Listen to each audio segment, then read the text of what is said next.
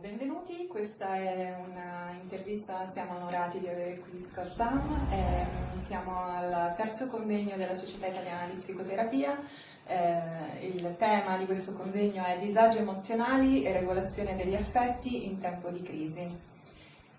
Continueremo l'intervista in inglese e poi avrete la possibilità di avere i sottotitoli. So, thank you for coming and what you can say to us, to young therapists, bioenergetic therapists, to improve our work? Improve? Yeah.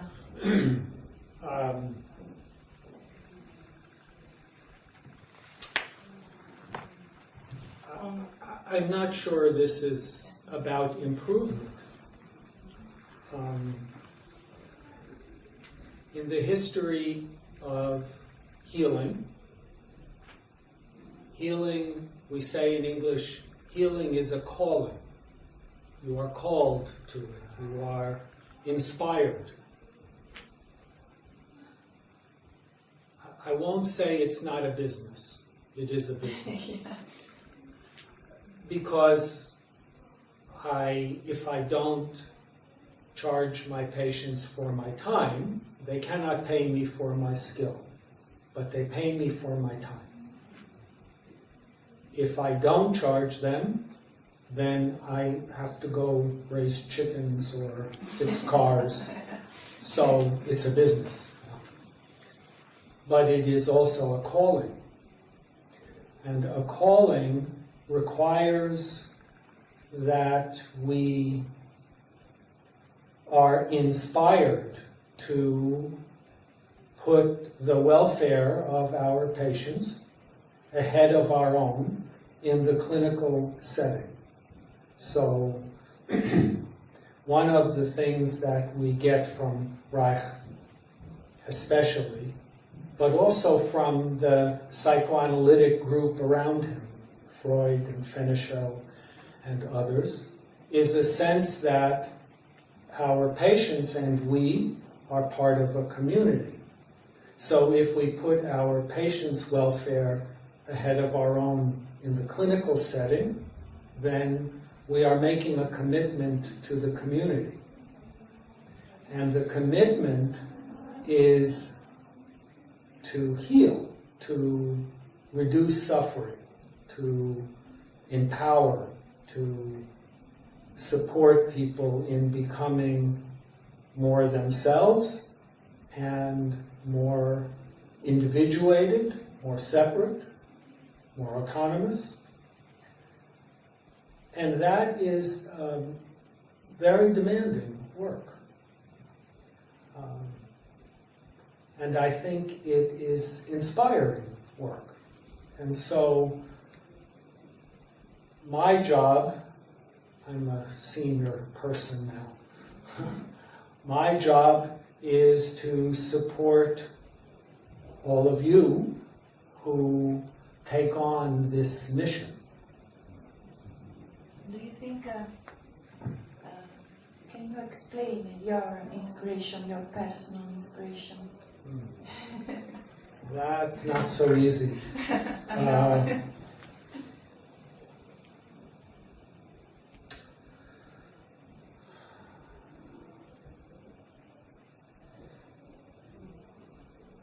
I have to really think about how to answer that. My inspiration has gone through a number of stages in my life. The earliest stage was for my own survival to become capable of identifying with people who understood intuitively a lot about emotional and psychological process, but were also very, very destructive people. And so my identification with them was a kind of, we say in English, a kind of deformation, a narcissistic and psychopathic and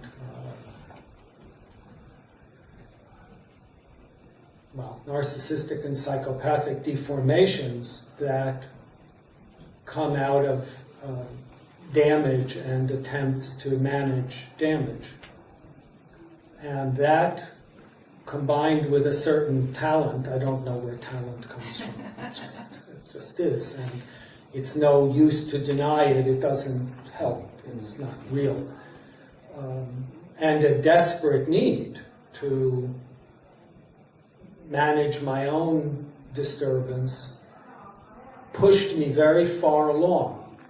In my later life, I have been inspired by people around me, my late wife, my therapists, my children, who I see are able to do things that I cannot do. They can experience and feel in their own bodies the goodness in other people. I can observe it. They can feel it. And it inspires them. And so, in my identification with them, and my wish to be more like them, a kind of, we say, aspirational self. I find myself now wanting to support people who work with patients and even with colleagues who are fighting to be that self who can do that, who can see and experience that in others. And so that's become my latest inspiration, to support therapists in that work.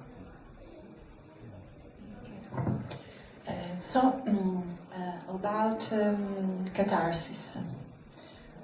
It's always a good experience for you, like therapists and like patients.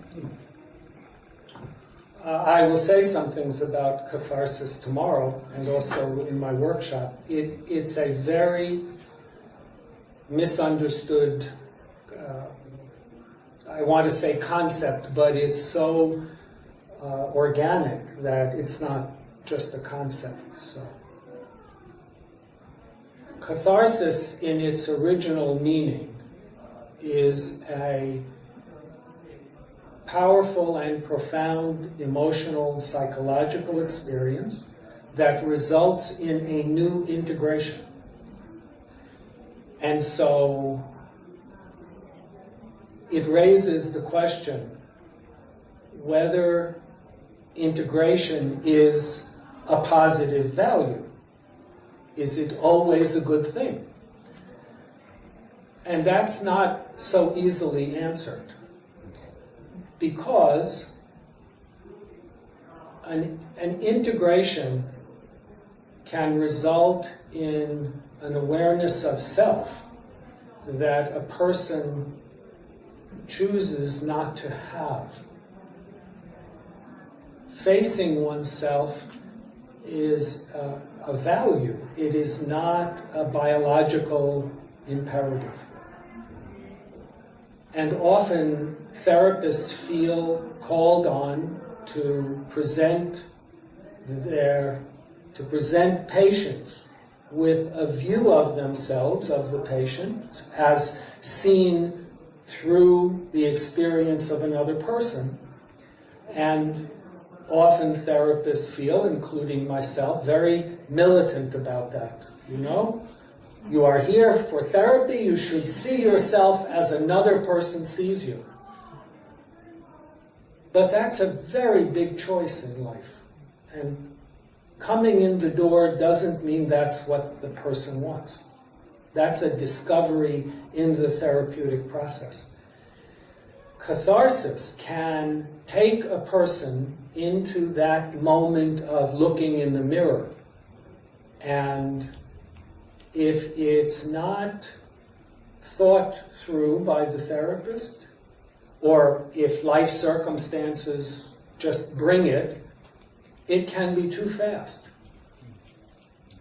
So we, in New York, this year, we are doing a program which we have named Titrating to the Trauma. Titrating means adjusting the dose to suit not only the situation, but also the body of the person.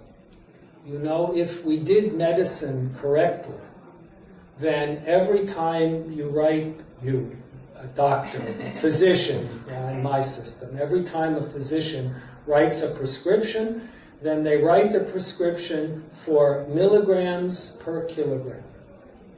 Not take this, because the size of the body, the density of the body, the composition of the body will affect how the medication works.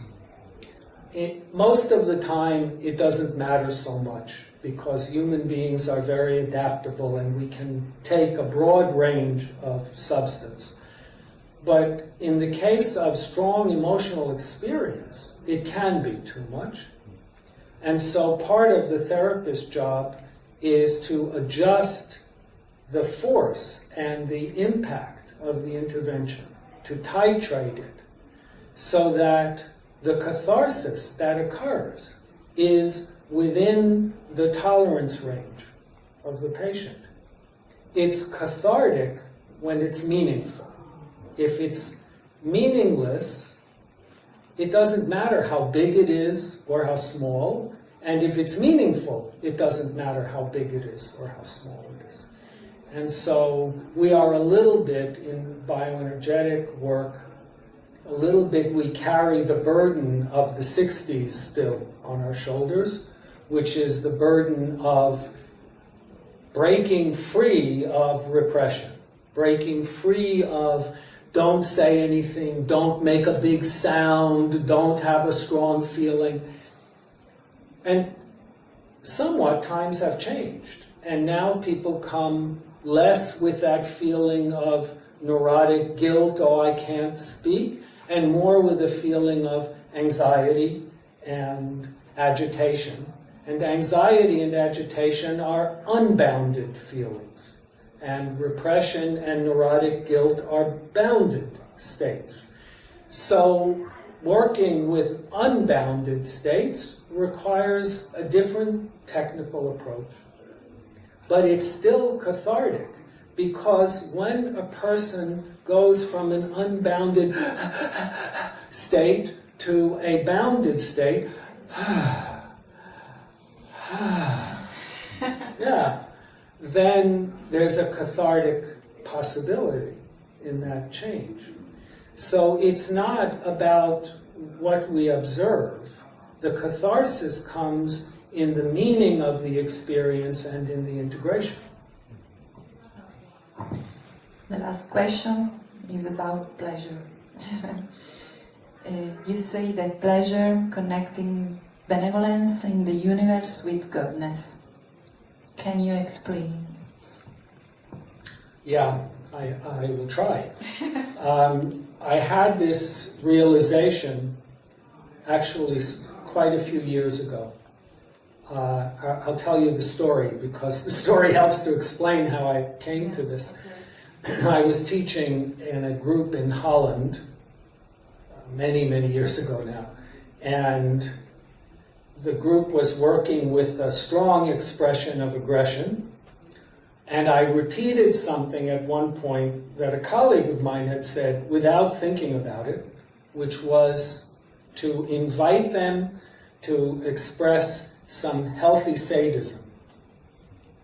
And at the time, the group had some very strong women in it, and I was, at that time, my late wife was accompanying me, although she was not yet a faculty member. And they, together, my wife and them, said, that's a crazy idea, and very destructive. And don't say that ever again until you think about it. So I thought about it. I argued, because I'm always ready to argue, but they were right. Right that I hadn't thought it through. Not if I could present what I thought, I could make an explanation. So I thought about it a lot. And I thought about what their objection was. And I realized that the problem is we use one concept. It doesn't matter what the word is, but we use one concept for too many functions. And it's good to be specific about energetic functions. They are not all the same, just as all feelings are not all the same, that love is not the same as admiration or appreciation. Energetically, these are different states. So, sadism is connected to an experience of gratification. I have the urge to have revenge or to get even. It's not aggression, it's not anger. It's not the momentary, oh, you hurt me, now I push you away. It is a charge in the body to get even. You know, we have it in the mouth and the teeth and it's in the jaw. Okay. When that is expressed, it's relieving. Oh, I'm glad that's out of my body. And it's gratifying. Oh, I got them. But that's not the same as the pleasure of love. It can't be. Just look at the body expression. We don't need to, well, we should analyze it more deeply, but we can see right from the presentation. And starting, well before Freud, in the history of human beings, but certainly with Freud and his attempt to understand the experience of orgasm and connection and the oceanic feeling that he talks about, and then Reich takes it really further and talks about the politics of this experience. It isn't only about the right to have a good feeling in one's body or to express oneself sexually. Pleasure is about a connection to the goodness in the universe. I cannot explain what that is. I cannot say it comes from a divine being or it comes from the way the universe works, but I know that there is a force of goodness that is connected to, we call it benevolence, which is the wish for good for others. And then there are contrary forces for malevolence, for badness, which we also have to face directly. They're not necessarily balanced out. So, what happens to people in my personal experience, in my clinical experience, when they are exposed to not only trauma, because trauma can be neutral in intention. If I lose a family member in a flood, that's very traumatic. But the water has no intention. It doesn't come to kill my family, it just flows. The trauma is to me because I am connected. If someone comes to kill my family because they are Jews, or because, since half my family or my children are half Italian because they're Italian, then there is an intention with the trauma. And the intention is malevolent. It's intentionally destructive. And when that happens to children at a very early age, and this is my theory now, not everybody's theory, early enough to create a schizophrenic or a borderline compensation, it destroys the connection to benevolence, to goodness.